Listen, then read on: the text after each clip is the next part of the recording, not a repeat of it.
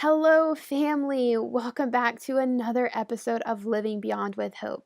I am so excited to have you back here and excited today because we have an interview. And I love interviews because it allows us to see not only the story and how they are living beyond now, but to understand the tools and resources they use to be someone that can live the life they love.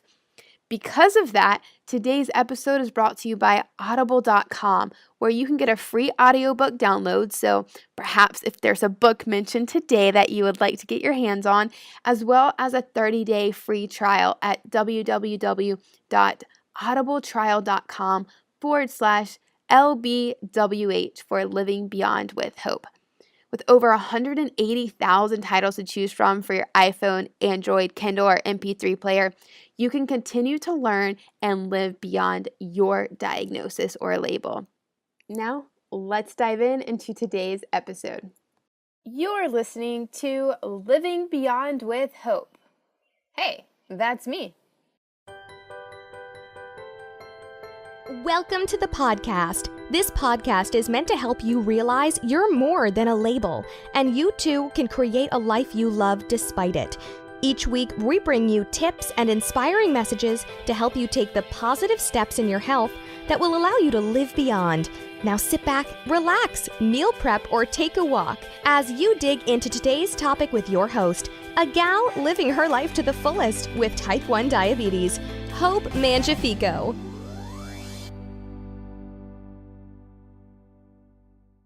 In today's episode, we will discover how Angela wrestled with type 1 diabetes and overcame it through a combination of mindset, exercise, and nutrition, all things that we focus here on Living Beyond with Hope. Diabetes was a label that she did not get to choose, but her story will show you how she is now living beyond. Welcome, Angela. So glad to have you here on the show today. Thank you. Absolutely. So just getting started, Tell the family, the Living Beyond family, about yourself, kind of what you do, what your hobbies are, and kind of just what you love about life.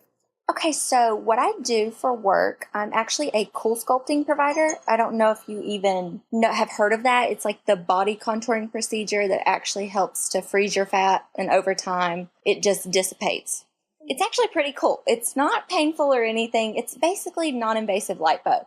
So I do that. And I also work with a doctor. She does bioidentical hormonal wellness, and she also does a whole microbiome weight loss. So she focuses on nutrition, and I kind of just help with her patients and help her do all of that and guide them through some things.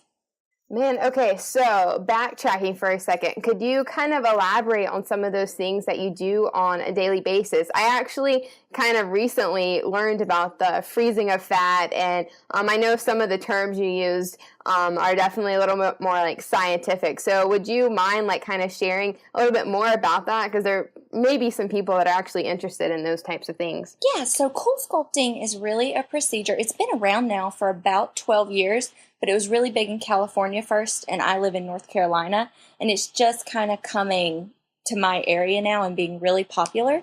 So basically what it does is it's for the people, it's not a weight loss procedure, but it's for the people that really just work out, they exercise, they eat right, but they can't get those little stubborn areas that bother them. So I've actually treated my love handles. I work out all the time. It's just an area I had.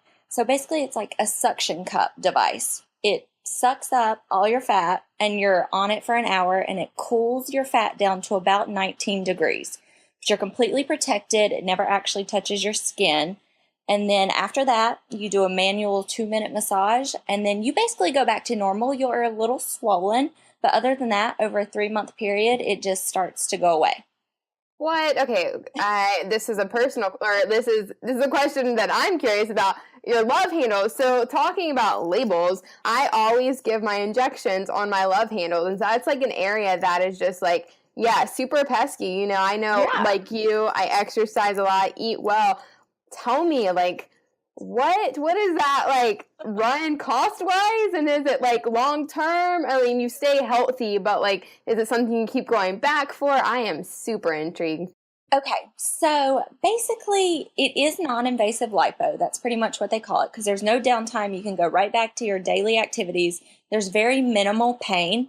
I did mine, I guess, about 3 weeks ago now, and I still have some numbness. You do get loss of sensation. It can last up to about 2 months, but it's nothing that bothers me. It's just if I put my hand there, I can kind of feel that there's not a full sensation.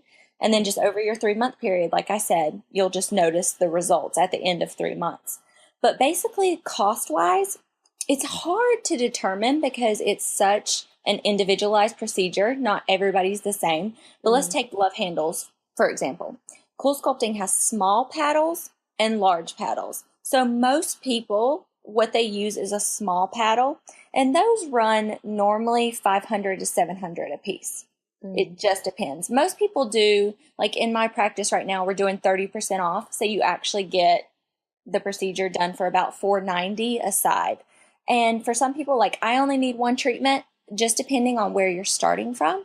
Some people can need one treatment. Some people can go up to 3 treatments.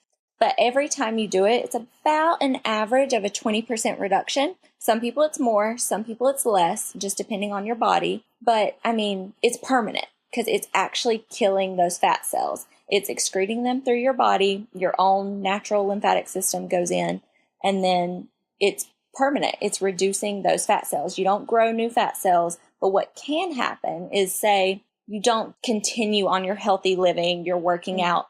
The fat cells you do still have there, as we gain weight, our fat cells expand. As we lose weight, our fat cells shrink. So if you gain weight, you can gain weight back in that area. But if you don't, then it's gone for good. Okay, so this is a bit of a tangent, but I'm sure it's going to be very helpful. I'm curious for people that have diabetes. The first thing I think of is how, and you probably know this, like when you have more fat, you're a little less sensitive to insulin. Like, I don't know if there's research, or you aren't, you're pretty insulin sensitive, I believe. And so do you know if that kind of situation would cause you to be a little bit more insulin sensitive? Honestly, I don't have any idea. I haven't noticed anything so far, but I don't take that much insulin to begin with. So I would think maybe it could, but I honestly don't know. Super interesting. Okay, so that was awesome. I am probably going to ask you more questions about that later. Maybe not on the show, but if it's, worthy, I will post it in the show notes. Super interesting. So I kind of knew you did something along those lines, but didn't know the details. Okay, so about the other aspect of your business, or your job, that was the first part. What's the other aspect of what you do? So I'm actually a CNA, and I work with the doctor. Her name is Dr. Johnson. She does like hormonal wellness, but she really focuses more on the holistic nutrition aspect. And she just does a weight loss program, focuses on your microbiome, like getting the bacteria right within your body, and really just focuses on health. And usually when she gets your system working right, weight loss comes with it. I love that. That totally makes complete sense. So is it kind of like gut health? Yes. Love me some gut health. It took me a long time to appreciate that. That's awesome.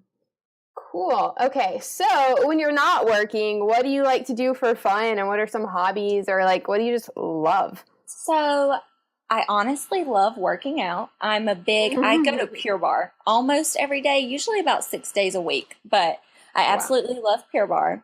When I don't do that, I do some more high intensity. I like yoga, really anything to do with working out.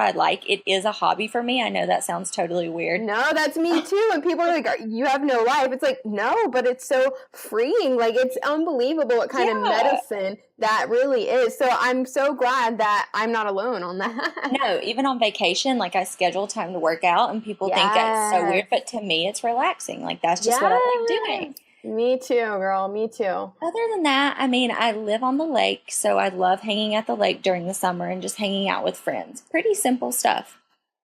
Perfect. So that's awesome. I think that is a great intro. So let's see. Okay, so tell real quick, I guess, kind of when you received the label type 1 diabetes? Because I know that it was later on kind of in your life. So like due to receiving that diagnosis, like how did things change? Where were you at in your life at that time? So it was actually my senior year of college. I had just turned 21 and I was on fall break. So I just went home and I hadn't been feeling that well. I'd lost a bunch of weight. I think I was down to about 100 pounds, and people had just started noticing, like, are you okay? Kind of what's going on? Like, we see you eat all the time, but you're losing all this weight. And I was like, I mean, I'm tired, but I think I'm fine. So I made an appointment with my doctor just to get a physical.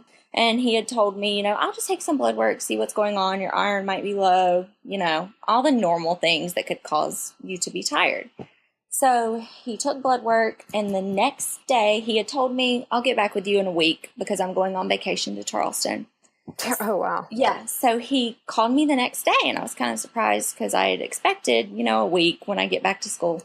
He called me and he was like, I'm going to come back from my vacation because you have what I think is type 1 diabetes because your blood sugar was very elevated.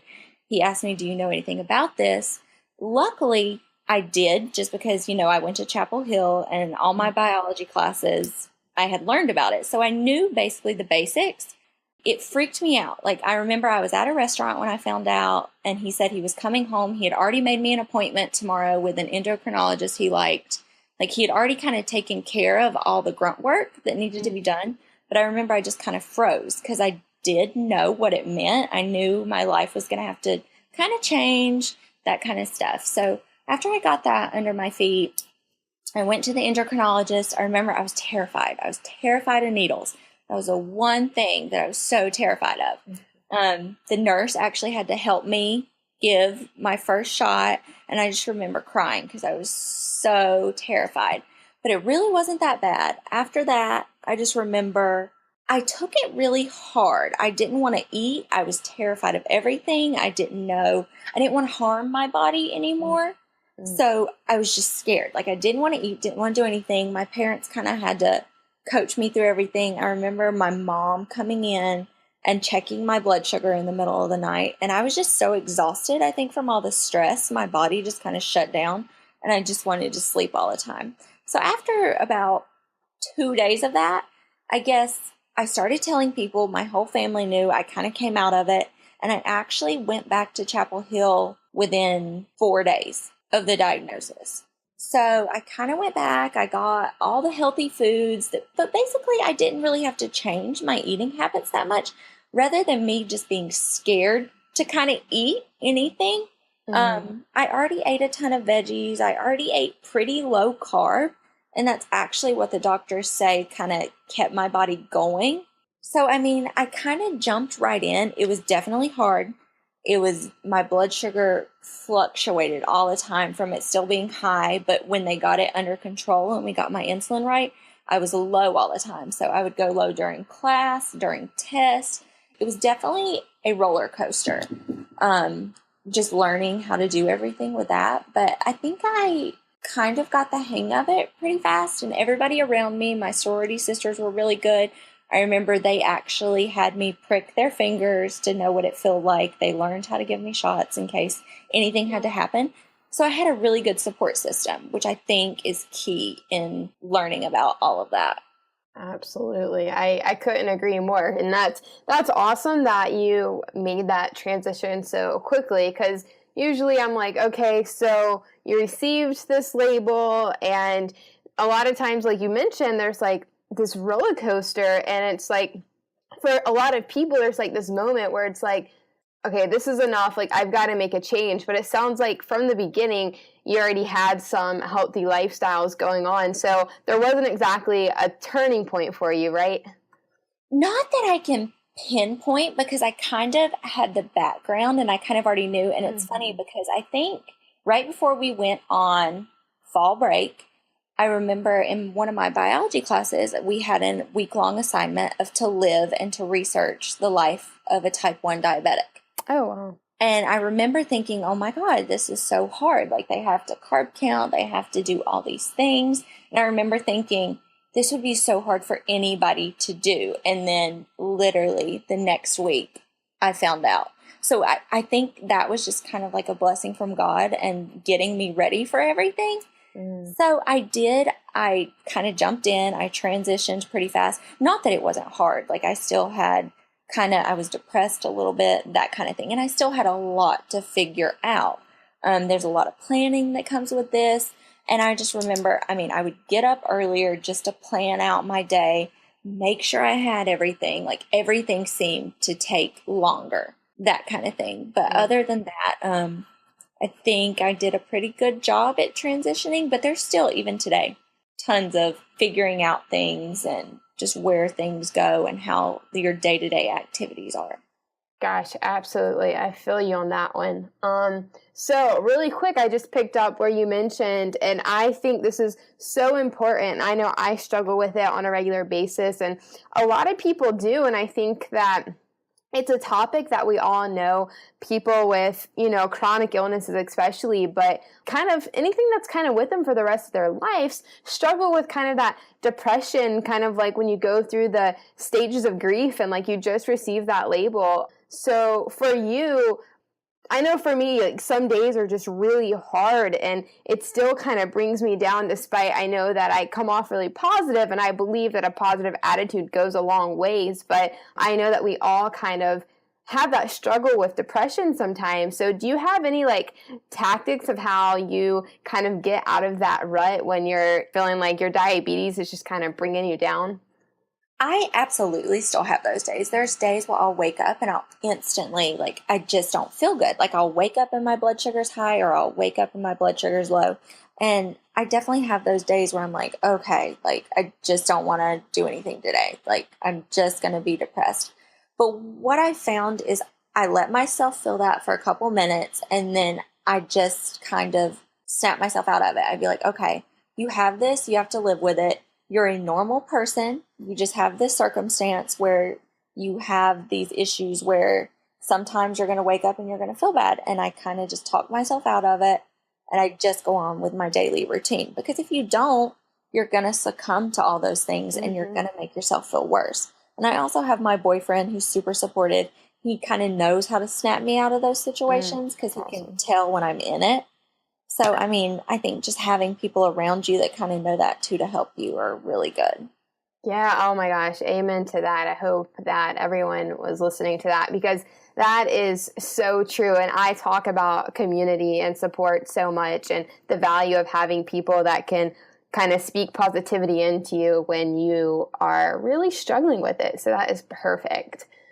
So now tell me, so you have that background at Carolina with kind of the science stuff, the bio and things of that nature, and you knew things, but when you received your diagnosis, did you, like, to make these lifestyle changes, did you do your own research and implement? Did you ask anybody that you already knew in your life that may have had it, or was it your doctor that taught you everything? How did you go about this initial diagnosis? So obviously first I went with my doctor, but like I had said before, endocrinologists, mine is actually really good.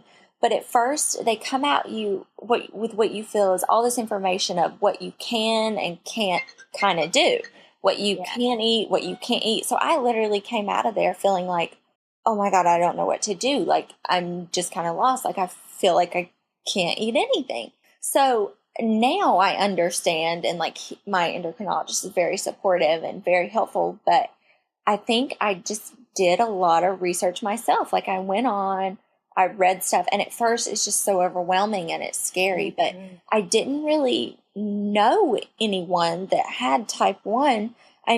There was one of my family members by marriage that I don't really know. I went to a cookout and I figured out that she had it, but I'm sorry, my dog's barking in the background. That's okay. We're dog lovers. It's no problem. You can't control. We could noise control, but not the pups. No worries. Yeah, but she had actually had a lot of struggles with it. And I had found, unfortunately, I don't know her well, but she still doesn't really take that great care of it. She's one of the people I think that kind of denies that she has it, which some people do. But I kind of learned from that. And I was like, okay, I'm not going to be like that. And I remember being at this cookout and there were all these sweets and there were all this stuff. And I just felt like, oh, I don't know what to choose. But luckily, I'm the kind of person that always liked healthy food anyways. So my go-to is always veggies. I'm absolutely love veggies. So that kind of is kind of where I started. And then I just started research. I got on Pinterest. Actually, Instagram helped me a lot.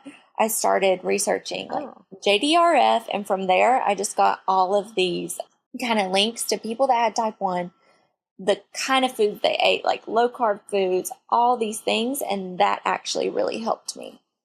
Wait, Instagram. How did Instagram help you? So I started with JDRF, which is the Juvenile Diabetes Research Foundation. Mm-hmm. And from there, like, you know how on Instagram, all these things just like pop up of who you should follow? Yeah. I just started following all these people with type 1 and their daily activities and kind of what they ate, what they would do. And I found some things like crackers that were made from all seeds and like almond flour, like really healthy for you, things like that.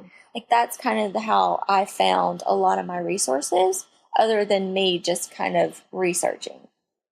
Oh, that's an awesome piece of advice. I know for me, Pinterest was definitely like a go-to for recipes, but I never thought about Instagram. And sometimes I feel like, especially, I mean, depending on, the age, but Instagram is such a hot social media platform that I never really thought about it being something for like recipes and such. So that's a great piece of advice. Yeah, it's definitely how I found some products that I really love now and that I use.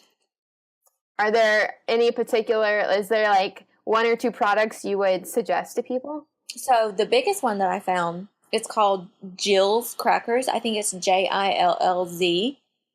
And she makes all her stuff. It's just a mom. She makes all her stuff with like nuts and seeds and almond flour. So it's super low carb and it's healthy for you. That's, I think, my favorite find. And you buy that in a store, online, or like? It's online. So I don't think she's in store anywhere, but it's online. And it's relatively cheap. I think it's like $7.99, I want to say, for a pack, but she has all different flavors. And it's a pretty big pack. Like it lasts you for a while. And I think the serving size is like 5 or 6 crackers and it's like 100 calories. And I think the net carbs are about 3 to 5. Oh, that's so cool because I make my own crackers. I make my own everything. And I enjoy cooking, but like it's so nice to have something that can come out of a box and like if you can afford it and buy it online, like it's nice to have those convenient foods. So that is perfect. I will link that up in the show notes for people to check out. That is awesome. Absolutely. Because I used to make my own too, but I found it was time consuming for me. Yes. So when I found this, she's doing it. I mean, I think right now it's kind of like an out of her home kind of thing or a small business, but they're really good. I mean, they hold up to like cheese and crackers, any kind of dips. So it's really good. Wow, that's awesome. Perfect.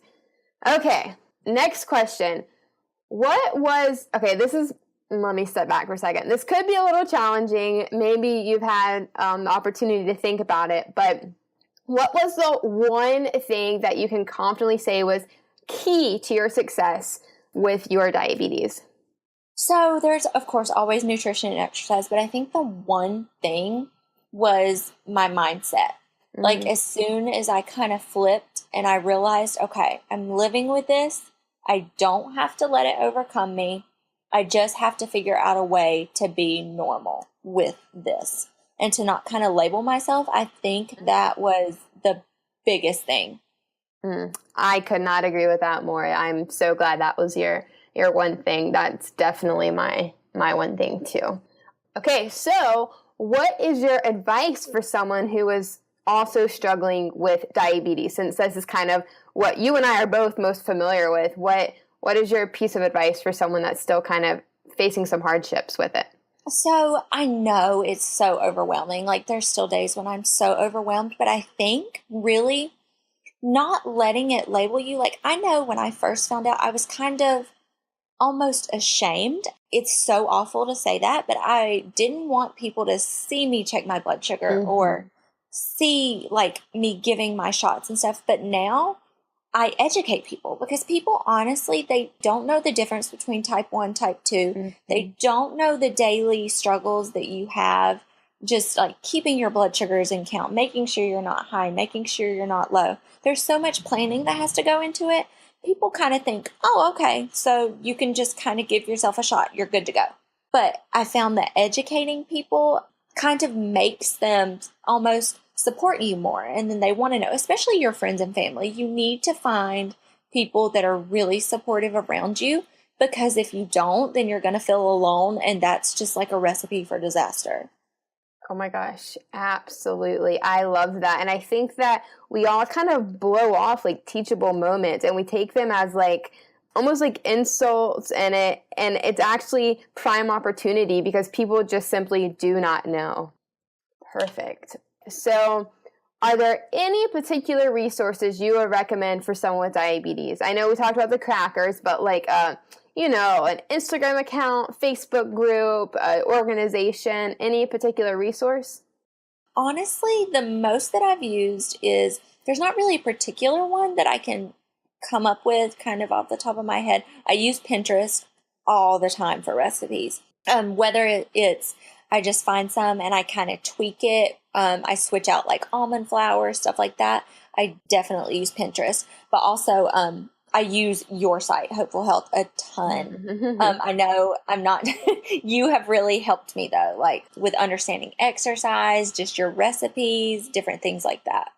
Oh, that makes me so happy because it definitely took time for me to master those recipes. And I've even told you in the past, for anyone that's hearing this, that Angela and I knew each other back at UNC.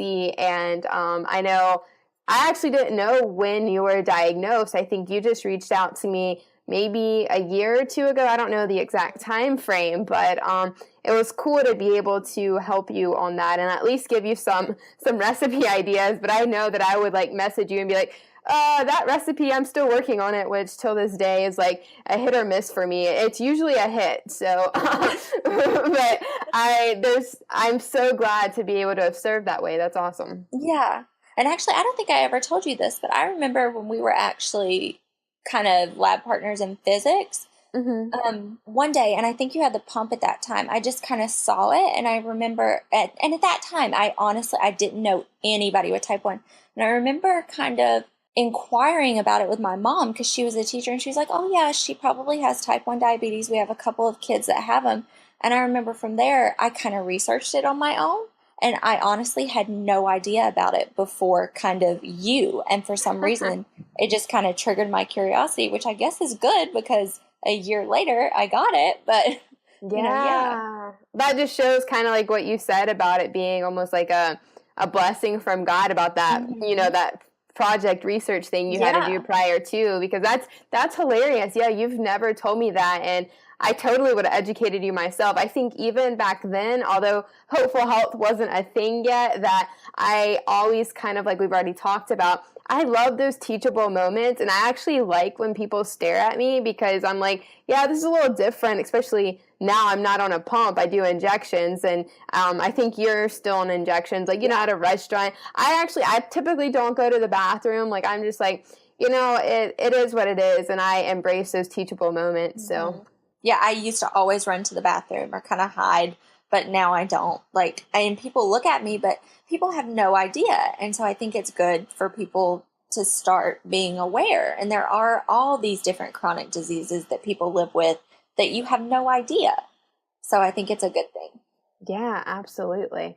Okay, we got two more questions. So tell me before we end on what I always like to kind of end on, what is like the one thing that you are kind of most excited about or you treasure the most, knowing that despite having diabetes, that you're still able to do that, diabetes isn't stopping you from it? And I feel like your answer might be exercise. So if you can think outside of that, that would be awesome. Because I feel you, sister. I feel you. But that would be awesome. So it kind of is exercise. But another thing is just, I've seen, so one of my things is I've always wanted to be a mom. And I remember that was the first thing that I thought about, like in the doctor's office, like, oh my God, I can't have kids. I can't have any of that. Like, But from researching and even on Instagram, like, it's an account, I think it's Beyond Type 1. Yeah, yeah, yeah. There's always all these moms on it, all these people sharing their story. So just to know that, I know it's going to be difficult, but just to know that you can do it and you can keep your blood sugars in check and you can have healthy kids. And obviously I haven't done it yet, but just knowing that there's hope out there like that, I think that's one big thing for me. But other than that, just kind of now on a daily basis, I feel normal. Like, I don't wake up and it's come into my daily routine. And I remember my doctor being like, it's going to take you a while, but eventually it's going to be normal to you and you're going to feel like a normal person again. You're not going to think about checking your blood sugar or giving yourself shots. Mhm. And I'm at that point now where it just kind of, your day flows more. I mean, of course there's hiccups, but everybody that's diagnosed with this, they will get there and they will feel normal again. And I think that's Yeah, my big thing. absolutely. I love that. I love like your positivity. You totally match like everything that I believe in. This is awesome. So my last thing for you is, do you have a favorite quote that you turn to, or kind of like a one sentence, like, I won't say a transformation, but like a favorite thing you go to keep you going each day? Okay, so I do have a favorite quote. It's not one sentence, it's a little long, but Oh, perfect. it's actually on my Instagram, and I think it just, when you are having a bad day or when you just kind of feel defeated, this is kind of a quote I go to. So it says, "Forget yesterday. It has already forgotten you. Don't sweat tomorrow. You haven't even met yet. Open your eyes and heart to today." And I think that's such a powerful quote just because sometimes we forget to kind of live in the moment, or if we've had a bad day, we kind of let that define us. And you can't do that. So that's kind of what I turn to.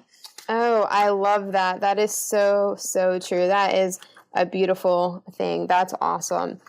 Oh my gosh, it has been such a pleasure to have you on here. It's been so Oh, awesome. You're killing it, which is awesome. I think that you are the epitome of living beyond, specifically diabetes, and the message here. So I greatly appreciate your time and everything you've offered. And any closing words or remarks? no, I just thank you so much for having me. And just to let you know, you have honestly helped me so much in just a further understanding what I thought I kind of already had a handle on, especially with exercise and stuff. I mean, I get it so much more because of the resources that you've helped everybody and provide everybody with. Oh, that you can't even see me. I'm smiling right now. That makes sense. That's like worth everything to me. Thank you so much for sharing You're that with me welcome. and your time. And I'm sure that there's going to be people that are they're going to get so much value out of this. So, so grateful for you to join here. And I hope that you have an awesome day. You as well.